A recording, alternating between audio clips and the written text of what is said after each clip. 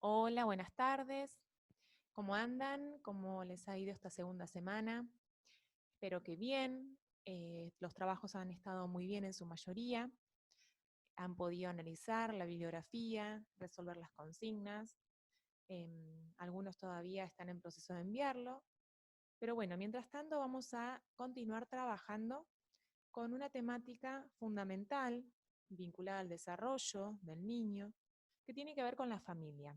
Para eso ustedes tienen dos textos. Uno es una comunicación propia de la Dirección General de Escuela y Educación, ¿sí? Que trabaja de una forma muy clara la idea de familia, ¿sí? Y otro texto un poco más complejo porque es en el marco de la teoría psicoanalítica. Por eso van a tener algunas palabras que quizás no lleguen a comprender o les resulte un poco más complejo al momento de leerlo, porque es la concepción psicoanalítica de la familia y la importancia que tiene en la constitución psíquica. Bien, para eso vamos a trabajar primero el texto eh, relacionado a la comunicación, número 3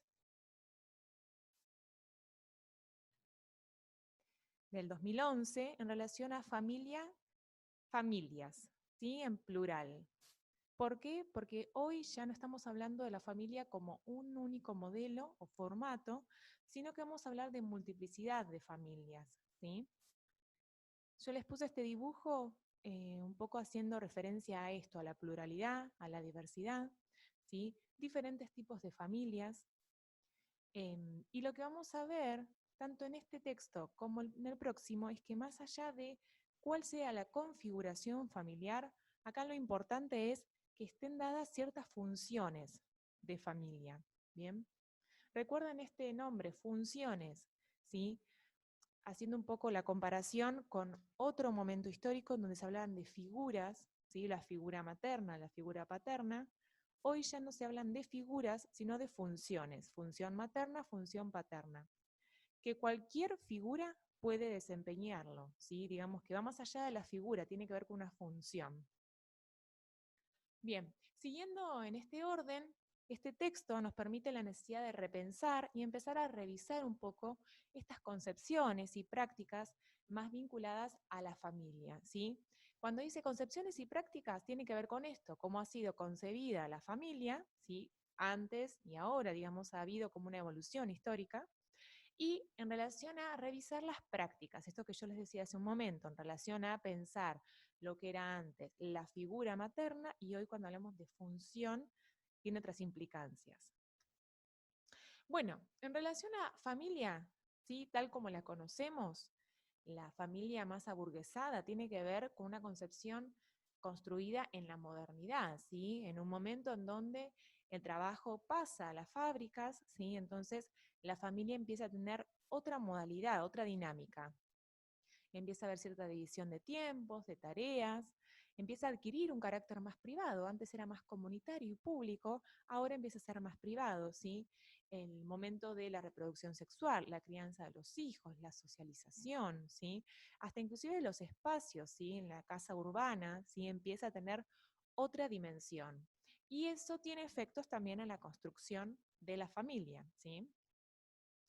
em, Empieza a separarse también esta división de tiempos, también se lo lleva al tiempo laboral y al tiempo de ocio, ¿sí? En la casa, o a las tareas de familia, ¿sí? Propiamente dicho, las actividades realizadas a nivel familiar, diferenciadas de lo laboral, cuando antes esto estaba más, de alguna manera más pegado, ¿no? Más difuso.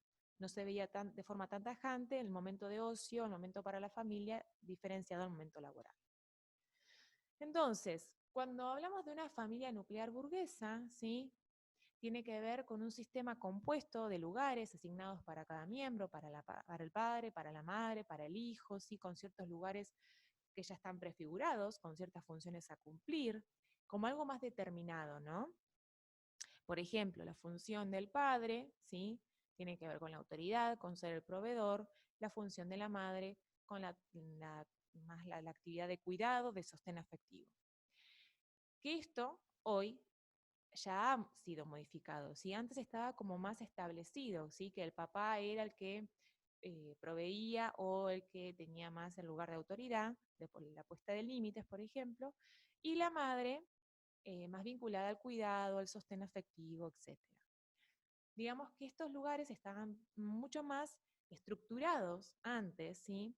Y hoy en día esto, gracias a muchos cambios sociales, históricos, se está reconfigurando y está rompiendo cierta estructura de otro momento.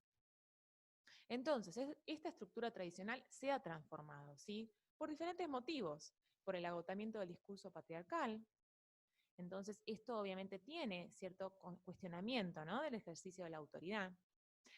También esta estructura tradicional se ha transformado en el sentido de que hay un número significativo de modelos familiares que han pasado a ser de otra manera, ¿sí? Como la familia monoparental.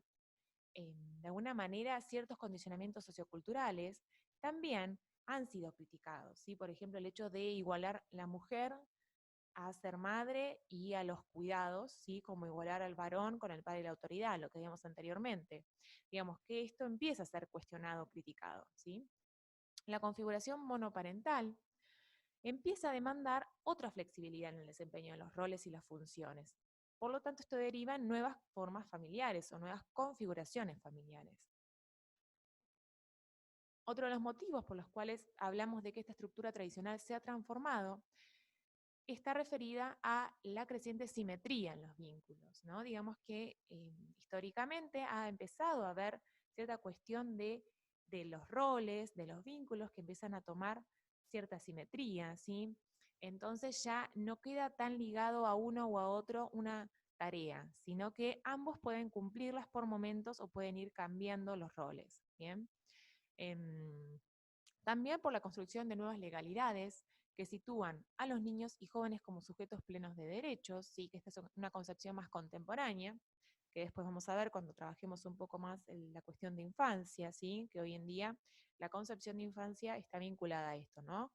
Al niño como sujeto de derechos. Por la recomposición de los grupos familiares, que empieza a generar nuevas filiaciones. Otra de las cuestiones que impacta de alguna manera en esta transformación de la estructura tradicional está vinculada a la fragilidad de las redes de sostén social, ¿sí? Que empieza a dar lugar a familias percibidas, es decir, aquellas familias en las cuales no hay un parentesco, ¿sí? Cosanguíneo, pero empiezan a asumir la función de familia. Entonces empieza a ser la familia percibida, por ahí no es la familia de sangre, pero es la que el sujeto lo considera familia porque cumple esa función. También a partir de la ley de matrimonio igualitario, ¿sí? De alguna manera da lugar, ¿sí? A la unión civil de personas del mismo sexo y de ahí también a la homoparentalidad, ¿sí? La capacidad de poder también formar una familia, ¿sí? Por las tecnologías reproductivas, que habilitan también a hombres como a mujeres a formar familias sin estar necesariamente en pareja. Y por la convivencia de personas mayores o varias generaciones, aumenta la longevidad de sus miembros. Entonces, estamos hablando de nuevas estructuraciones que van a cuestionar el formato familiar tradicional, desde una mirada ya bien crítica a lo que son los estereotipos de género, ¿sí? Y de ahí nos vamos a ir a las nuevas configuraciones familiares, ¿sí? Y con esto nos referimos a familias nucleares, familias extensas, compuestas, monoparentales, biparentales, homoparentales, ¿sí?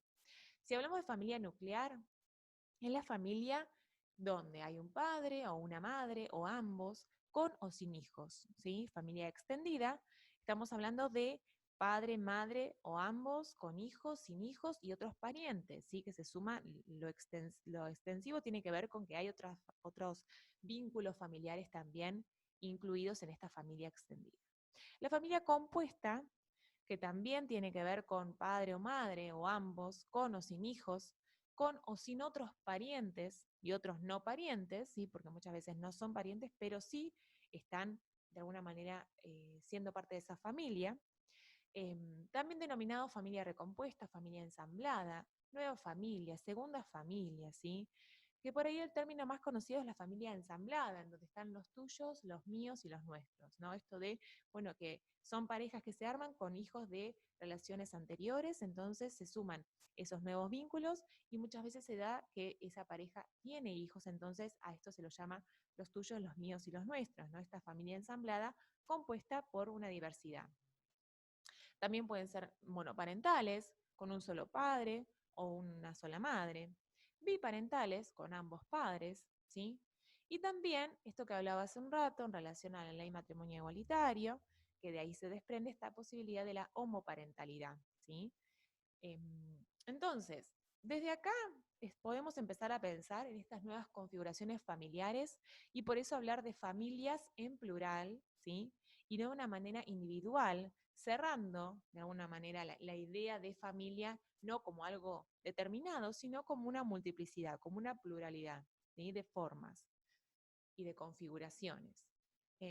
Algunos de los dibujos que yo les pongo en este PowerPoint refieren a cuentos en los cuales se trabaja con niños, ¿sí?